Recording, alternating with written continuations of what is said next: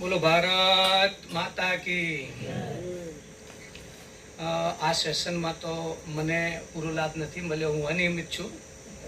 મારું નામ પટેલ મોહનભાઈ મણિભાઈ, કચ્છ કડવા પાટીદાર સમાજ।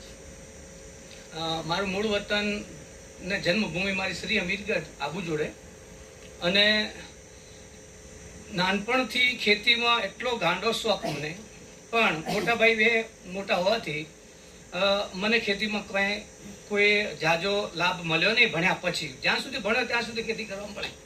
જેવું ભણતર મારું પૂરું થયું ત્યાંથી મોટા બે ભાઈ ખેતી જવાબદારી છે, તું શું કરીશ? એટલે મારે 99 સાલથી મેં ખેતી છોડી છે।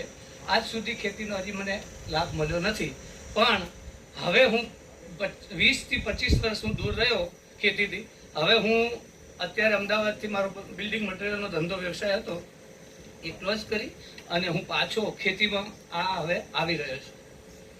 અને મારી ગામમાં અમીરગઢ જમીન વેચાય તો હું અહીંયા કુકમામાં 1.5 મહિનાથી આવ્યો છું, અને જમીન ક્યાંક શોધી રહ્યો છું કે મારી ત્યાં વેચાય એની હું ખરીદી શકું।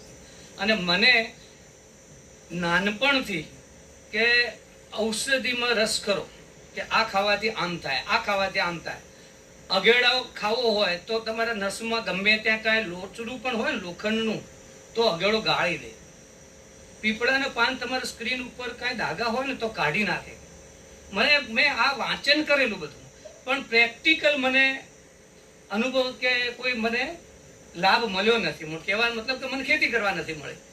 એટલે મને એમ થાય કે હું આ વાવું તો આમ થાય, ભાઈઓને કહું આમ વાવો, પણ ભાઈઓ મને દૂર રાખે ખેતીથી। ના, તું તારું કર, તું તારું કર।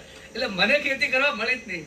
એટલે મને હવે ખેતી કરવા મારો એક શોખ છે, એ મારો પૂરો થાય એટલા માટે હું આજ વિષયમાં અહીંયા શિબિર એટેન્ડ કરું છું, અને સારું જ્ઞાન મળ્યું છે આપણને, અને હજી હું છોડીશ નહીં આ સંસ્થાને, એવું હું સંકલ્પને જઉં છું। અસ્તુ।